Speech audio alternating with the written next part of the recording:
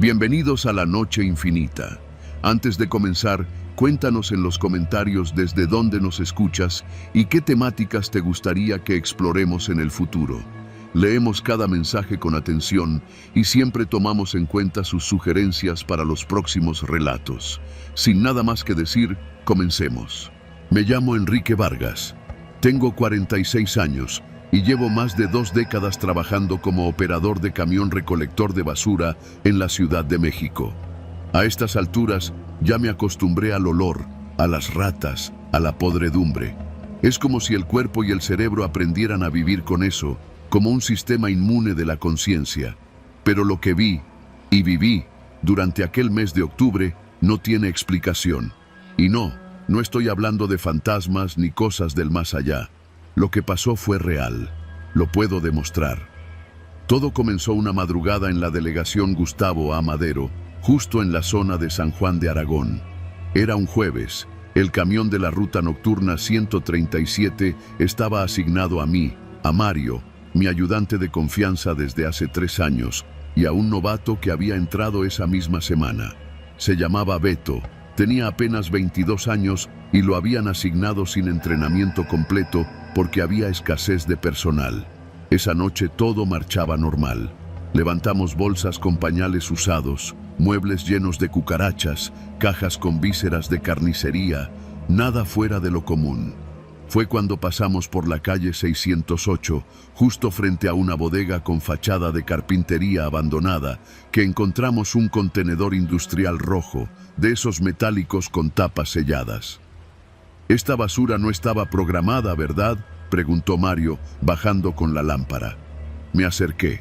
No, ese contenedor no tenía etiqueta del ayuntamiento ni sello de manejo especial, pero alguien lo había dejado al borde de la banqueta con una nota escrita con plumón negro. Recolectar urgente. Riesgo de infección si se deja más de 12 horas. Lo primero que pensé fue en químicos. En esta ciudad es común que negocios clandestinos de limpieza o clínicas ilegales tiren su basura sin seguir el protocolo. Nos pagan por levantar lo que otros no quieren tocar. Y a veces, si cierras la boca y no haces preguntas, hasta te cae una propina por debajo del agua. «Trae la grúa, Mario. Hay que subirlo con cuidado», le ordené. Mientras el novato esperaba en la cabina, empezamos a asegurarlo. El contenedor estaba sellado con cadenas. Lo raro fue que al moverlo, sentimos un leve clic por dentro, como si algo se activara. Luego un ligero zumbido y un olor metálico, raro, no como basura, más como ácido o algo quemado. «¿Escuchaste eso?», dije. Mario asintió, pero no dijo nada. Subimos el contenedor. Le dimos una checada con la linterna. Nada. Solo manchas oscuras por los bordes de la tapa y un número grabado al costado. CRC07B. Nunca había visto esa nomenclatura. Continuamos la ruta sin decir mucho. Llegamos al centro de transferencia de basura en Bordo de Xochiaca, pasadas las 4 de la madrugada. Ahí es donde dejamos toda la carga para que después la lleven a relleno sanitario. Pero al momento de dejar el contenedor, uno de los encargados del turno de recepción, un tal Salvador, nos detuvo. «¿Y esa madre?», preguntó al ver el contenedor rojo. Le expliqué lo mismo, que lo habíamos encontrado frente a una carpintería, con una nota de recolección urgente. Salvador frunció el ceño. «Eso no es basura municipal, y menos si tiene sello industrial. No pueden dejarlo aquí». Intenté negociar, incluso le ofrecí parte de mi paga para que hiciera la vista gorda. Se negó. «Esto es de otra cosa, y no quiero pedos con Semarnat ni con la policía», dijo. Tuvimos que llevárnoslo. Ya casi amanecía y no sabíamos qué hacer. Decidimos guardar el contenedor unas horas en la pensión de camiones, allá por Avenida Gran Canal. Nadie revisa ahí si dejas algo por un par de días. La idea era buscar a alguien que pudiera decirnos qué hacer con esa cosa. Mario se fue a su casa, y yo, con el pendiente encima, le dije al novato que mejor se largara a dormir, que yo me haría cargo. Esa fue la primera noche, la primera de muchas donde las cosas comenzaron a descomponerse. Al día siguiente, Mario me llamó alarmado. Dijo que en la madrugada fue a revisar el camión por pura curiosidad, porque también tenía mala espina, y notó que el contenedor estaba goteando un líquido oscuro, espeso, como sangre seca con aceite. Pero lo peor fue que la tapa tenía marcas, como si alguien o algo hubiera estado arañando por dentro. No en sentido figurado, literalmente. Las marcas eran claras, 5 líneas paralelas, varias veces, en distintos puntos. Pensamos en llamar a la policía, pero ¿qué les íbamos a decir? Hola, encontramos un contenedor sellado con líquidos raros y arañazos internos. Nos iban a culpar de algo, mínimo nos abrían investigación. Acordamos abrirlo. Esa noche regresamos al lugar. Mario trajo una cortadora eléctrica de disco. El ruido del metal cediendo contra la hoja fue ensordecedor. Cuando por fin quitamos el candado y abrimos la tapa, un vapor espeso salió disparado, con un olor tan fuerte que tuvimos que retroceder. Vomité en seco. Mario se tapó la boca. Dentro había bolsas negras industriales, todas apretadas, selladas con cinta. Sacamos una. Pesaba bastante. La abrimos. Era una bata quirúrgica, ensangrentada. Guantes, gasas, un frasco de morfina, jeringas con restos de sangre, material de hospital. Esto viene de una clínica, ¿pero cuál?, dijo Mario. Sacamos otra bolsa. Dentro había una caja de herramientas y un paquete sellado con cinta. Lo abrimos. Una laptop envuelta en hule y una carpeta con documentos. Lo que vimos ahí nos dejó helados. Los papeles eran fotocopias con logos oficiales del ejército. Decían, material de disolución química, protocolo CR de 07, y tenían coordenadas de sitios en Hidalgo, Jalisco y Oaxaca. Había listas de componentes, fórmulas y una hoja titulada Prueba de neutralización en sujetos categoría C. Pero lo que más nos impactó fue un documento con una advertencia en rojo. No exponer a altas temperaturas. Riesgo de combustión exógena y fuga tóxica. Nos quedamos mudos. Aquello no era basura. Era evidencia de algo más grande, algo peligroso, algo que estaban tirando como si fueran pañales. Mario quiso dejar todo en el canal, desaparecerlo. No podemos, cabrón. Si alguien más lo encuentra, esto no es juego, le dije. Esa noche, mientras intentábamos decidir qué hacer, un coche negro sin placas se estacionó frente a la pensión. Un tipo bajo, vestido como civil, bajó con una linterna y se acercó al camión. Yo me escondí en la cabina. Mario se quedó en la sombra de los árboles. El tipo revisó el contenedor, lo olió, tomó fotos con el celular, luego hizo una llamada. Solo escuché fragmentos. Ya está ubicado. No, no lo han abierto. Mañana lo recojo. Sí, con el equipo completo. Cuando se fue, Mario me buscó. ¿Escuchaste? Asentí. Estábamos metidos hasta el cuello. Esa madrugada decidimos llevar todo a casa de Mario, en Iztapalapa. Lo bajamos en silencio. Sellamos las bolsas de nuevo y escondimos la laptop. Por la mañana, cuando fui a buscarlo para que fuéramos con un periodista amigo mío, encontré su casa vacía, sin rastros de él. Su celular estaba apagado. En su cuarto solo quedaba la mochila con la laptop y los documentos. Desde entonces no lo he vuelto a ver. Tuve que moverme rápido. Subí todo a mi auto y manejé a Toluca, donde tengo un primo. Guardé el material en su bodega. Luego volví a trabajar como si nada. Durante días sentí que me seguían. Vehículos sin placas, llamadas sin respuesta. Una noche incluso me dejaron una nota en el limpiaparabrisas. Devuélvelo. Pero no lo hice. Lo llevé a un periodista de verdad, uno que investiga temas de corrupción y narcogobierno. Me prometió moverlo con cuidado. A los 3 días apareció muerto. Dijeron que fue suicidio. Todos sabemos que no.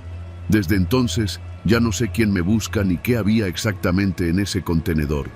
¿Químicos? ¿Pruebas de experimentación? ¿Basura tóxica de algún laboratorio militar? Lo único que sé es esto. Hay rutas donde los camiones de basura recogen cosas que no deberían existir. Hay recolectores como yo que hemos levantado tambos con residuos de hospitales clandestinos, bolsas con restos que no son de animales, bidones con líquidos que corroen el metal. Y nadie dice nada, porque nadie quiere perder el empleo, porque nadie quiere terminar como Mario. Pero ya no puedo callar. La próxima vez que veas un camión de basura pasar por tu calle y veas que uno de nosotros levanta algo con guantes dobles, con la cara tensa y que lo coloca con cuidado en la compactadora, pregúntate qué era, porque en esta ciudad lo más peligroso no siempre se esconde. A veces lo tiran y nadie pregunta.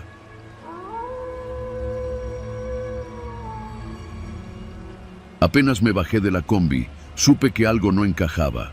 La calle estaba perfectamente pavimentada, las jardineras recortadas al ras y cada farol encendido con una precisión casi mecánica. Era de noche, pero no se oía nada, ni grillos, ni perros, ni música. Solo ese silencio que huele a cemento fresco y pintura reciente. Eco residencial. Así se llamaba el fraccionamiento. Un compañero del sindicato me había pasado el dato. Ahí pagan bien por la basura, me dijo. No es mucho tiempo, pero hay reglas. Síguelas y todo va bien. El camión nos dejó a mí y a Gonzalo, mi compañero de ruta, en la entrada del fraccionamiento. El vigilante, un señor moreno, gordito y con lentes, nos recibió con una sonrisa de esas que no enseñan los dientes.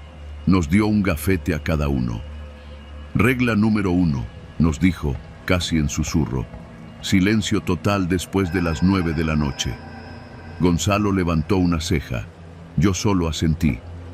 Regla número 2, nada de fotos, nada de grabar. No usen el celular dentro. Aunque vean algo raro, no se metan. ¿Raro como qué?, preguntó Gonzalo, sonriendo como siempre. El guardia no respondió. Solo bajó la vista y apuntó algo en su libreta. Nos abrió la reja. Al entrar, la sensación de silencio se intensificó. Las casas, todas idénticas, parecían colocadas con regla. Techos de teja roja, portones eléctricos, luces tenues en cada entrada. No se veía ni un alma. Ni parece México esto, murmuró Gonzalo. Tú calla, que ya nos advirtieron, le respondí. Tomamos los botes uno por uno. Todo estaba limpio, nada de perros sueltos ni bolsas rotas. Cada casa tenía su bote metálico cerrado con tapa y ni una sola lámpara fundida. Trabajábamos rápido, apenas con los guantes de carnaza y las linternas chicas. Era extraño. A pesar de lo pulcro que todo se veía, había un olor constante a cloro y detergente fuerte, como si alguien estuviera ocultando otro aroma más pesado. Ya habíamos avanzado casi hasta la mitad del fraccionamiento cuando Gonzalo me detuvo. Oye, ¿viste eso? Levanté la vista. Frente a nosotros, al fondo de la privada 4, una mujer de bata blanca arrastraba una bolsa negra. Iba descalza. No se notaba ni nerviosa ni apurada. Caminaba con calma, casi elegante. La bolsa dejaba un rastro oscuro sobre la banqueta. ¿Eso es sangre?, preguntó Gonzalo, bajando la voz. Yo no supe qué decir.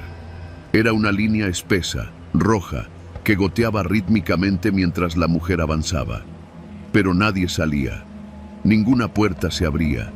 Ni una ventana se iluminaba más de lo necesario. Vamos a ayudar, dijo él, y dio 2 pasos. Lo agarré del brazo. ¿No escuchaste lo que dijo el vigilante? Está sangrando alguien, cabrón. ¿Y si no? ¿Y si no es lo que creemos? Nos quedamos inmóviles. La mujer volteó hacia nosotros. Su cara no mostraba ni angustia ni culpa. Era una cara neutral, como la de una enfermera haciendo turno doble. Nos miró por unos segundos eternos. Luego se giró y entró al número 31. La puerta se cerró sola, sin apuro. Yo sentí cómo se me apretaba el estómago.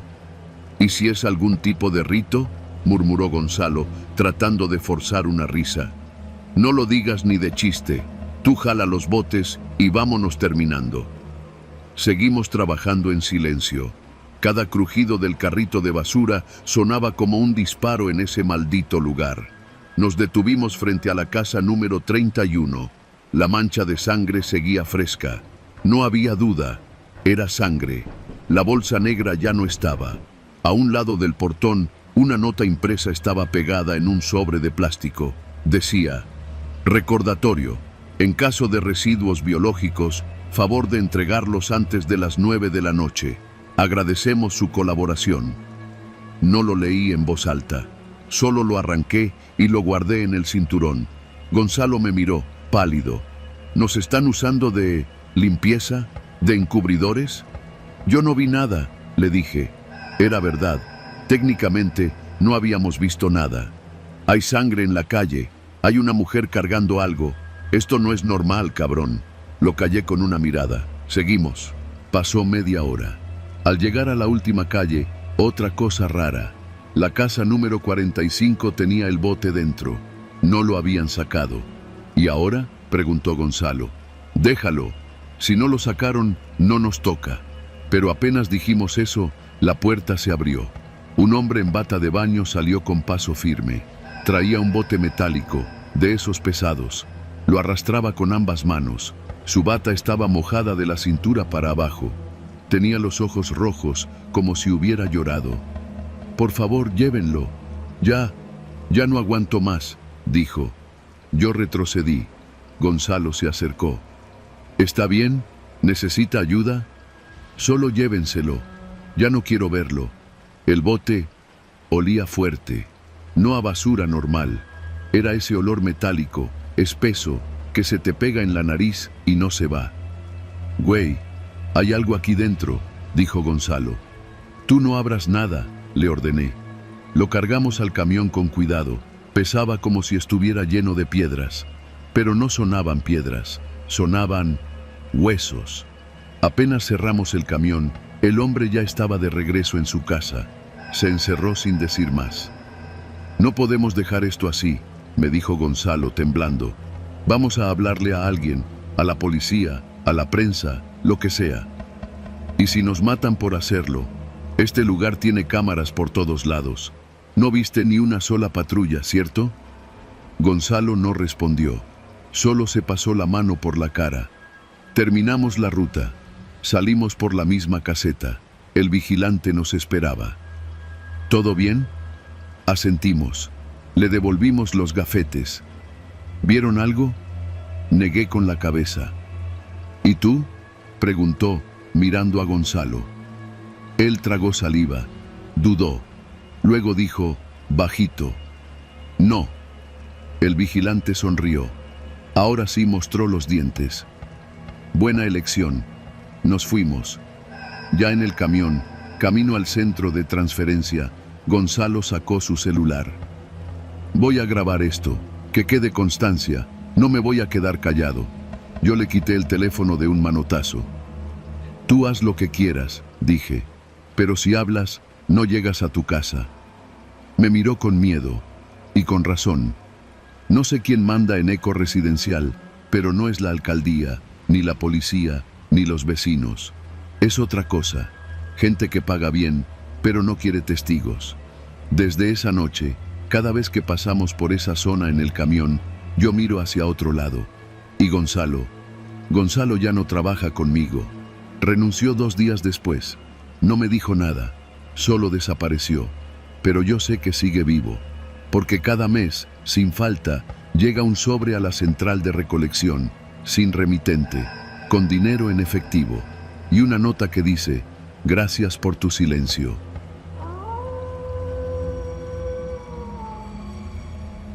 Siempre supe que el turno de la madrugada como recolector de basura en la Ciudad de México traía cosas raras. No hablo de ratas gigantes ni de los olores que se te quedan pegados en la ropa. Hablo de situaciones que te hacen dudar si no estás metiéndote donde no debes. Yo me llamo Raúl y desde hace más de 6 años trabajo con el camión de la delegación, haciendo las rutas de basura en colonias de Benito Juárez, Coyoacán y a veces Tlalpan. Pero hay una calle, una sola, que me quitó las ganas de seguir en esto para siempre. La conocíamos como la calle del Foco Azul. No es que estuviera en los mapas con ese nombre. Su nombre real es Calle Cedros, en la Colonia del Valle. Una calle corta, tranquila, de casas viejas y árboles que ya parecen parte del pavimento. Allí, cada semana, uno de nosotros tenía que bajar a recoger los bultos que dejaban en la acera, como en cualquier otra ruta. La diferencia es que había una casa en específico que encendía un foco azul cada vez que necesitaba que le recogiéramos la bolsa especial. Siempre era una sola bolsa negra, bien cerrada, y con una cinta gris amarrada como si fuera un regalo. La dejaban junto al árbol, justo debajo del foco, y nunca salía nadie a saludar ni a explicar. Desde la primera vez nos dieron instrucciones claras. Si el foco azul estaba encendido, no debíamos ignorar esa casa. Tomábamos la bolsa, la metíamos directo al contenedor metálico del camión y no hacíamos preguntas. Nada de abrirla, nada de revisar su contenido. Al principio lo tomé como una excentricidad de ricos paranoicos, pero con el tiempo algo no me cuadraba. Primero fue el olor. No siempre olía igual. A veces a carne vieja, otras a productos químicos, otras veces a nada. Y no pesaba como una bolsa de basura común. Algunas eran ligeras como si trajeran ropa. Otras pesaban como si dentro hubiera ladrillos. Una noche de octubre, justo después del Día de Muertos, me tocó ir con Joel, un vato nuevo que no llevaba ni un mes.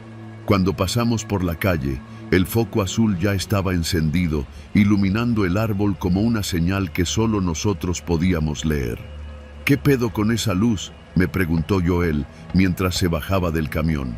Tú tranquilo, esa es especial, nada de preguntas, nomás súbela y ya. Joel era terco y curioso, dos cosas que no combinan bien en este trabajo. Yo me quedé junto al camión, como siempre, mientras él iba por la bolsa. La levantó, la sostuvo un segundo como si quisiera adivinar el contenido. Luego se agachó y sin que me diera tiempo de detenerlo, deshizo el nudo de la cinta. No seas imbécil, le grité, corriendo hacia él. Pero ya era tarde.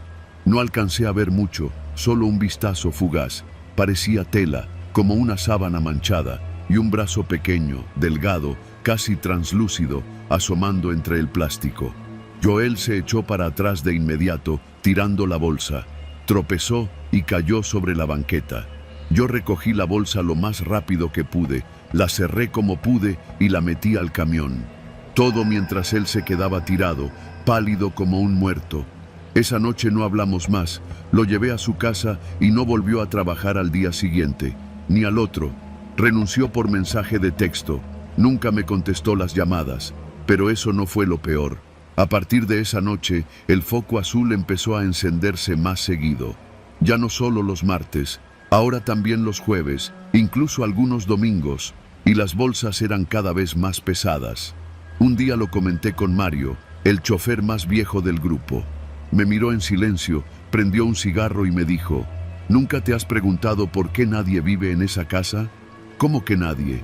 La dueña murió hace como 4 años. Era una señora soltera, sin hijos. Según dicen, los sobrinos pusieron en venta la casa, pero nunca lograron venderla. Se quedó vacía. Pero desde entonces, cada semana aparece esa bolsa. Sentí un nudo en el estómago. No podía ser. Yo mismo había visto movimiento dentro. Una vez, juraría que vi una silueta asomada detrás de las cortinas. O creí haber escuchado una radio sonando desde dentro. Esa misma noche, pasamos por la calle. El foco estaba encendido. Bajé solo. Me acerqué a la bolsa con cuidado. Era más grande que otras veces. El plástico estaba tenso, como si lo que fuera que estuviera dentro se moviera. Me agaché, la toqué con la punta del pie. Sonó un golpecito, no como algo que cae, sino como si alguien tocara desde dentro. Retrocedí 2 pasos, el corazón en la garganta, pero no había nadie alrededor. Solo el zumbido del foco azul, el aire frío de la madrugada y esa cosa que parecía viva. Le hice una seña a Mario para que bajara. Cuando llegó, le mostré la bolsa sin decir una palabra. No preguntes, me dijo. Nada bueno sale de hacerle caso a la curiosidad en esta chamba. La levantó sin esfuerzo, la metió al contenedor y seguimos con la ruta. Esa fue la última vez que trabajé en esa calle. Pedí cambio de ruta a la semana siguiente. Dije que era por temas personales, que me venía mejor otra zona. No me cuestionaron. Parecía que todos entendían, sin necesidad de explicar. Pero aún hoy, cuando paso por Del Valle por alguna otra razón, me obligo a no mirar esa casa. No quiero saber si el foco azul sigue encendiéndose. No quiero saber qué hay dentro de esas bolsas, porque una parte de mí ya lo sabe. Y porque el día que Joel abrió una de esas bolsas y vimos el brazo, ese brazo no parecía de un adulto, tampoco de un muñeco. No era un brazo cualquiera, era un brazo de bebé. Y desde esa noche, cada que cierro los ojos, escucho algo arrastrarse dentro del camión, algo pequeño, algo que no debería haber estado vivo.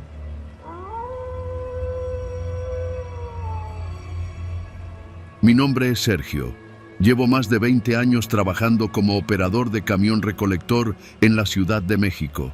He pasado por casi todas las delegaciones: Gustavo A., Madero, Iztapalapa, Tlalpan, Venustiano Carranza. Calles estrechas, avenidas eternas, mercados apestosos y barrios que cambian de nombre, pero no de miseria. He visto cosas, pero lo que nos pasó ese verano fue otra cosa. Todo comenzó un martes. Recogíamos basura en la colonia Valle Gómez. Era una noche calurosa de julio. Yo manejaba mientras el Chino y el Beto iban en la parte de atrás, brincando como siempre, gritando cosas a los vecinos que salían con sus bolsas mal amarradas. En eso, el Chino me gritó que parara porque una señora nos había alcanzado a media cuadra. Era una doña como de 60 años, chaparrita, con un vestido floreado. Me pareció raro que trajera una bolsa de basura tan pequeña como de supermercado. Cuando Beto la recibió, me hizo una seña rápida. Algo no le cuadraba. Cuando subieron a la parte trasera, lo vi abrir la bolsa de reojo. Apenas le echó un vistazo, se echó para atrás como si hubiera olido algo muerto. ¿Qué madres es esto?, le dijo al Chino, sin levantar mucho la voz. Me bajé del camión. El olor que salía de esa bolsa no era basura. Era un tufo más denso. No era descomposición de comida. Era otra cosa. Algo que, aunque no reconoces de inmediato, tu cuerpo sabe que no está bien. La abrimos del todo. Era un pie, humano, hinchado, amoratado. El tobillo aún tenía un trozo de pantalón y una calceta sucia pegada al hueso. Nos quedamos los tres en silencio. El Chino intentó hacer un chiste para romper el hielo, pero no le salió. Lo único que logramos fue vomitar uno tras otro, como en efecto dominó. Llamamos a la patrulla. Llegaron después de 20 minutos. Un par de morros en uniforme que no sabían qué hacer. Les enseñamos la bolsa y nos tomaron los datos. Dijeron que seguro era cosa de narcos y que iban a levantar el reporte, que podíamos seguir trabajando. Volvimos al camión, en silencio. Nadie dijo nada durante el resto de la ruta, ni una sola palabra. Lo dejamos pasar, o al menos lo intentamos. Pero el jueves, 2 noches después, otra bolsa. Esta vez fue en la colonia Felipe Ángeles, en una calle sin nombre, casi al final del turno. Estaba junto a un poste, entre bolsas normales. Era negra, como todas, pero tenía un nudo muy apretado. El Beto la levantó y la dejó caer con fuerza. No se abrió del todo, pero salió algo rodando. Otro pie, este más pequeño, tal vez de una mujer, con uñas pintadas, la piel medio podrida ya. Volvimos a llamar a la patrulla. Otro par de oficiales, esta vez más secos. Uno tomó fotos, el otro nos preguntó si habíamos visto a alguien sospechoso. A las 11 de la noche, con bolsas negras en la calle. Cuando al fin se fueron, el Chino dijo lo que todos estábamos pensando. Nos están dejando estas cosas a propósito. Yo quería negarlo. Quería pensar que era casualidad, coincidencia, algo que no tenía nada que ver con nosotros. Pero el sábado lo entendimos todo. Esa noche nos tocaba la colonia Peralvillo. Era cerca de medianoche cuando pasamos por la calle de Granada. En la esquina, justo junto a un contenedor desbordado, había otra bolsa negra. Esta no estaba cerrada, estaba apenas doblada. Yo la vi primero. No sé cómo explicarlo, pero desde la cabina supe que había algo mal con esa bolsa. Detuve el camión. Me bajé, caminé hasta ella y la abrí con cuidado, sin decirle nada a los demás. Y ahí estaba. Otro pie, este sin zapato ni calceta. Pero no estaba solo. Había una nota adentro. Era una hoja amarillenta, escrita con pluma negra. Decía: el que se ensucia las manos con la basura, también recoge lo que los demás esconden. No tenía nombre, ni firma, ni nada más. Me quedé mirando ese trozo de carne humana, ese trozo de alguien que, hasta hacía poco, caminaba con normalidad. A partir de ahí, todo se volvió peor.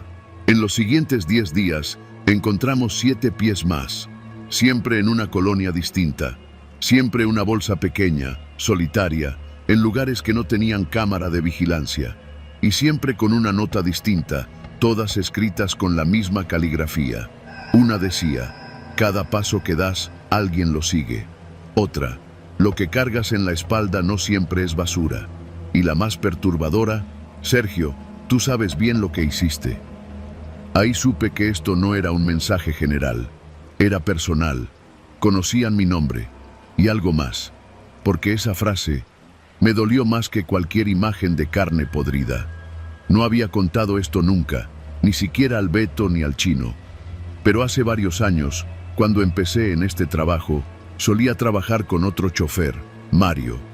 Un tipo duro, sin escrúpulos. Una noche atropellamos a alguien. Una muchacha. Iba cruzando entre las sombras. No vimos nada. Fue tan rápido. El camión no frenó. Mario no paró. Me gritó que no dijera nada, que si nos metíamos en problemas, los dos íbamos a perderlo todo. Yo no dije nada. Nunca. La siguiente bolsa tenía un pie que llevaba una sandalia vieja, muy parecida a las que vi aquella noche bajo el camión. No le conté nada a nadie, pero cada noche sentía que alguien nos seguía. A veces escuchaba un ruido entre las bolsas, un leve crujido, un susurro, un silbido lejano. El Chino renunció. Dijo que no podía seguir viendo partes humanas cada 2 días. El Beto dejó de hablarme. No sé si sospechaba algo o solo tenía miedo. Yo seguí trabajando hasta que encontré la última bolsa. Fue hace una semana. Estaba frente a mi casa. No estaba escondida. Estaba justo junto a la banqueta, como si alguien la hubiera dejado para mí. Adentro, otro pie. Pero esta vez era distinto. Este tenía un tatuaje. Una rosa, negra, en el tobillo. Era el mismo tatuaje que tenía la muchacha que atropellamos. Me acordé porque, cuando bajé del camión aquella noche para revisar si aún vivía, lo primero que vi fue su pierna, con esa rosa marcada en la piel. Jamás se me olvidó. Dentro de la bolsa, junto al pie, otra nota. Ya no hay más que recoger, solo queda el tuyo. No he vuelto a trabajar desde entonces. He estado encerrado, con las ventanas cubiertas. Cada ruido en la calle me pone en alerta. No sé quién está haciendo esto, no sé cómo sabe tanto, pero sí sé que no es un loco cualquiera. Esto tiene intención, tiene precisión, tiene propósito, y lo peor de todo es que creo que se lo merece. Me lo merezco, porque en esta ciudad hay demasiadas formas de esconder un crimen, pero tarde o temprano todo sube a la superficie, todo termina en la basura, hasta uno mismo.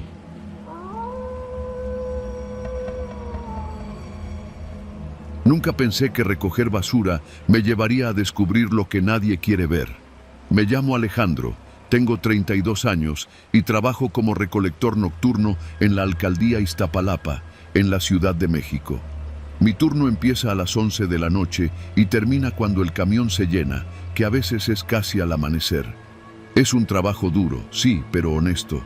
Uno se acostumbra al olor, a los perros que se te avientan desde las azoteas, a las bolsas rotas con comida podrida. A lo que no te acostumbras es a ver cosas que no deberías encontrar en la basura. Todo empezó hace unas semanas. Una noche como cualquiera, paramos por la colonia Escuadrón 201.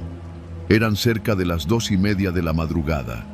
Esa zona siempre tiene mucha basura, gente que saca sus bolsas tarde y vecinos que nos esperan con cervezas ya abiertas, como si fuéramos parte del paisaje. Esa noche pasamos por la calle Sur 132, casi llegando a la esquina con la calle 7. Ahí, Una señora mayor nos esperaba con varias bolsas negras grandes.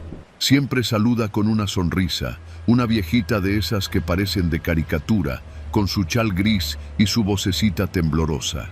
Nada fuera de lo normal. Hasta que levanté una de las bolsas y noté que estaba muy liviana para su tamaño. Pensé que traía puro unicel o ropa vieja. Se sentía rara, como si hubiera algo rígido adentro. Cuando la lancé al compactador, se rompió. No se desparramó basura. Salieron volando papeles, muchos papeles, todos arrugados. Algunos se atoraron en la estructura del camión, otros volaron hacia la calle. Uno de ellos cayó a mis pies, boca abajo. Me agaché para levantarlo, pensando que era un recibo, pero al darle la vuelta, me quedé congelado. Era un panfleto, un cartel de Se Busca. La cara de una mujer joven, sonriente, con el texto clásico, desaparecida desde el 15 de abril. El papel estaba viejo, con las esquinas dobladas y manchas de humedad. Pero lo que me dejó sin palabras fue que conocía a esa mujer. Se llamaba Gaby. Había trabajado conmigo en un Oxxo hace años, antes de que me dedicara a esto. Era simpática, muy movida, y recuerdo bien que un día simplemente dejó de presentarse a trabajar. Dijeron que se había ido del estado, otros que se había metido con un tipo peligroso. La verdad es que nadie supo qué pasó. Me quedé con el cartel en la mano. No se lo enseñé a mis compañeros. Solo lo guardé rápido en el bolsillo de mi pantalón y seguimos la ruta. Pero ya no podía sacarme esa imagen de la cabeza. ¿Por qué estaría ese cartel dentro de una bolsa, en casa de esa señora? Durante la semana siguiente, empecé a encontrar más. Siempre en bolsas que venían de casas que ya reconocía. Casas comunes, con vecinos que saludan, que sacan la basura con cara de sueño o andan en bata. Pero dentro de esas bolsas siempre aparecía un cartel. A veces uno, a veces más de 5. Todos de personas desaparecidas. Algunos eran copias recientes, otros ya parecían tener años guardados. Las caras me empezaban a parecer familiares. Una chica que había visto en la tienda de abarrotes del mercado. Un repartidor de Rappi que había pasado por mi calle varias veces. Un señor que vendía tacos por las noches. No es que los conociera personalmente, pero los había visto. Existían. Y ahora estaban en esos carteles, todos bajo el mismo título, Se Busca. Una noche le conté a Toño, el más viejo de nosotros, que lleva más de 20 años en esto. Se rió al principio, pensó que le estaba jugando una broma. Pero cuando le enseñé los panfletos, su cara cambió. «Tira eso», me dijo, serio como nunca. «No lo lleves contigo. No sabes de dónde vienen esas cosas». Le insistí. ¿Quién los estaba dejando ahí? ¿Por qué todos en esa zona? Toño solo negó con la cabeza. A veces la gente desaparece y uno cree que fue el crimen, los narcos, la policía. Pero hay algo peor, algo que pasa frente a todos, pero nadie ve. Y los que ven, mejor que se hagan pendejos. Quise preguntarle más, pero se alejó. No me volvió a hablar el resto de la noche. Desde entonces empecé a fijarme más. No solo en la basura, sino en los rostros de la gente. Y me di cuenta de algo perturbador. En todas las casas donde habíamos recogido bolsas con panfletos, había alguien que ya no veíamos más. Un joven que solía pasear a su perro. Una señora que barría su banqueta a las 5 de la mañana. Un chavito que se subía al micro a la misma hora que nosotros pasábamos. Todos habían desaparecido. Nadie los mencionaba. Nadie preguntaba. Pero yo los recordaba. Una noche, decidí quedarme después del turno.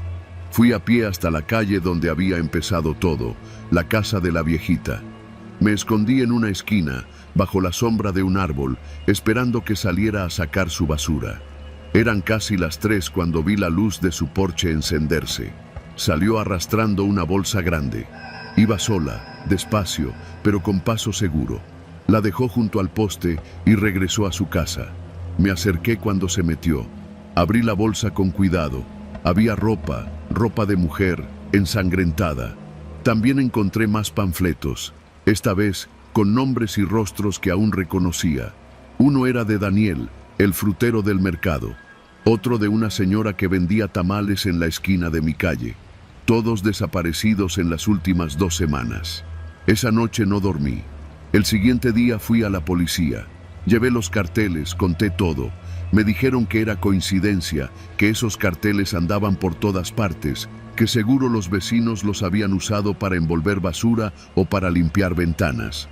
Les mostré la ropa y me dijeron que sin pruebas de ADN no podían hacer nada, que no había reporte de esos desaparecidos en la alcaldía, que sin cuerpos no hay delito.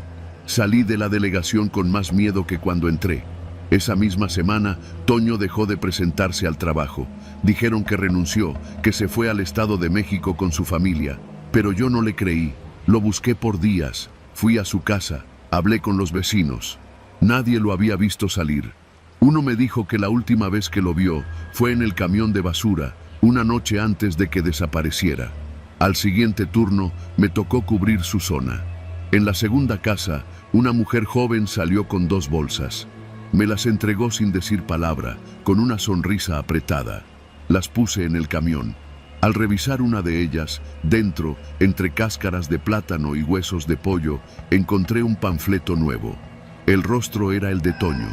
Desde entonces, no he vuelto a abrir una sola bolsa. No recojo nada que no esté amarrado y sellado. Si una se rompe, la pateo hacia el compactador sin mirar. No quiero saber, ya no quiero saber. Porque he entendido una cosa.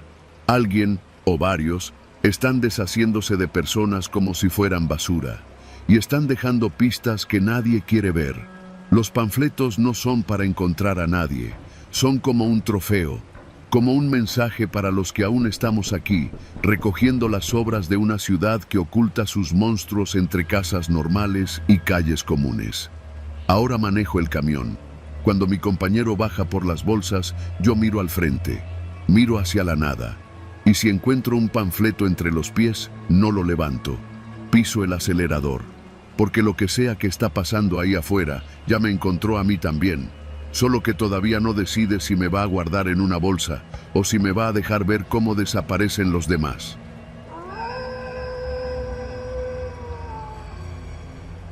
Me llamo Ramiro. Desde hace casi 12 años trabajo como recolector de basura en el sur de la Ciudad de México, específicamente en la delegación Iztapalapa. Lo que vas a leer no es una queja ni una historia para espantar. Es solo algo que me pasó, algo que me cambió. Hace poco más de 3 semanas nos repartieron un nuevo Manual de Seguridad para Operadores de Limpieza Urbana. Un documento gordo, lleno de advertencias, diagramas de primeros auxilios y procedimientos actualizados por la alcaldía. Lo que nos llamó la atención a todos fue la nueva sección 4, recién agregada, Protocolo ante hallazgo de restos humanos. Nadie dijo nada en voz alta, pero todos nos miramos como si nos hubieran echado un balde de agua fría. Esos temas eran un tabú.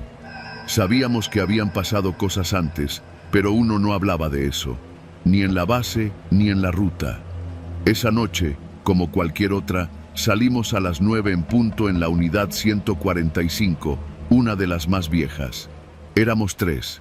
Yo, el chofer David, un tipo seco, de pocas palabras, y Mario, que llevaba poco tiempo con nosotros pero tenía buen ritmo. La ruta era la habitual: Avenida Tláhuac, Ermita, parte de la colonia Los Ángeles, y un tramo largo de calles sin salida donde el alumbrado no sirve desde hace años. Todo iba bien. Bolsas al vuelo, tambos vaciados en segundos, saludos a los vecinos de siempre. Pero fue cuando entramos en una privada sin nombre, donde antes había un baldío y ahora levantaron unos departamentos de interés social, que noté algo raro. A mitad del callejón, junto a un poste sin foco, había un bote de plástico gris completamente sellado con cinta canela. No tenía bolsas afuera. Era raro. Nadie sella sus botes así. Me acerqué por inercia, con el gancho en la mano, mientras Mario se adelantaba al siguiente tramo. Cuando lo abrí, el olor me golpeó como una pared. No era basura común, era un hedor espeso, metálico, como de drenaje viejo mezclado con sangre caliente. Pero lo peor no fue eso, fue lo que vi adentro. No lo supe de inmediato. Lo juro, solo vi una masa oscura envuelta en bolsas negras cortadas. Pensé que era carne echada a perder, pero cuando bajé el gancho y traté de moverlo, vi un pie, uno humano, blanco, sucio, con una uña rota. Me quedé congelado. El pie estaba unido a una pierna y por lo que alcancé a ver antes de soltar el bote, el resto del cuerpo también estaba ahí, doblado, metido como si lo hubieran presionado para que cupiera. No era una persona viva. Lo supe de inmediato. Tampoco era fresca. Traté de gritarle a Mario, pero se me quebró la voz. Sentí que me faltaba el aire. David se acercó al ver que no avanzaba y cuando vio el bote, palideció. Sacó el celular de inmediato, sin decir nada, y se alejó para hacer la llamada al jefe de sector. Yo solo me senté en la banqueta, respirando por la boca, con un sabor metálico en la lengua. Mario volvió al rato, extrañado, pero apenas le contamos, se puso lívido. No quiso ni acercarse. Era de los que pensaban que ver cosas así te dejaba mal de por vida. Y quizá tenía razón. Tardaron casi una hora en llegar los de la policía de investigación. Cuando por fin se presentaron, ya había una patrulla bloqueando la calle y un agente joven que no dejaba de revisar su celular. Nos tomaron los datos, nos pidieron esperar sentados en la banqueta como si hubiéramos hecho algo malo. Uno de los agentes abrió el bote sin guantes, con una mueca de asco mal contenida. «Sí es un cuerpo», le dijo a su compañero, «entero». Al final, después de varias fotos, nos dejaron ir con la promesa de que nos llamarían si necesitaban más declaraciones. Volvimos al depósito sin hablar. Al día siguiente, el jefe nos mandó con un psicólogo del DIF. Por protocolo, dijo. Yo no fui. Pensé que con eso bastaría, que con contarlo una vez se iría borrando. Pero me equivoqué. Empecé a soñar con el bote. En mis pesadillas lo abría una y otra vez, y nunca era el mismo cuerpo. A veces era una mujer, otras un niño. Y lo peor era que siempre, algo en el fondo del bote se movía, como si lo que estaba adentro aún respirara. Empecé a fijarme más en la basura, como si mi cerebro estuviera condicionado a buscar algo. Y encontré cosas, no cuerpos, pero sí señales. Cortinas manchadas, cobijas envueltas con cuidado, bolsas con huesos que no eran de pollo. Todo eso estaba ahí, en las rutas de siempre, bajo las narices de todos. Nadie lo notaba, pero yo sí. A la tercera semana ya no dormía. Mi mujer me preguntaba si tenía problemas en el trabajo. Yo le decía que no, que solo era el calor, pero por dentro me estaba desmoronando. Empecé a sentir que alguien nos seguía en la ruta. No en un coche, a pie. Lo veía en las esquinas, entre las sombras de las bardas. Un hombre o una figura, siempre parada, sin moverse. Y cuando volteaba de nuevo, ya no estaba. Una madrugada, ya cerca de las 4, pasamos por un punto en Canal de Chalco donde hay un parque con juegos oxidados. Era una de las últimas paradas. David se detuvo porque había varios tambos apilados en la esquina. Cuando bajé, vi que uno estaba nuevo, de esos grandes, con tapa de tambor, y estaba cerrado con alambre. Me acerqué. Sabía lo que iba a encontrar. No cómo, ni por qué, pero lo sabía. Lo abrí igual, y adentro estaba vacío, pero en la tapa interna había una nota escrita con plumón negro. Tú lo llevaste. Me quedé helado. Llamé a Mario. No me creyó. La nota ya no estaba. Me juró que yo la estaba imaginando, pero yo la había visto, clarita. La siguiente semana fue la última que trabajé. Recuerdo el día exacto, viernes. Llovía. Teníamos una ruta corta, pero con varias privadas. Entramos a una calle empinada y nos topamos con algo inusual. Bolsas negras apiladas con precisión junto al camellón. Muchas, más de 20. Pensamos que era una mudanza. Gente que limpia su casa antes de irse. Empezamos a echarlas sin pensar. Pero cuando llegamos a la 8ª, noté que una tenía manchas secas, de sangre. Abrí con cuidado. Y esta vez no era un cuerpo.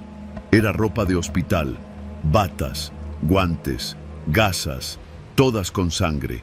Llevaban días ahí. Algunas estaban duras, como si se hubieran secado con los días. No dijimos nada, las echamos igual. Esa noche no fuimos a la base, nos fuimos a casa directo. Esa fue mi última jornada. Pedí mi cambio de sector. Ahora hago limpieza de oficinas.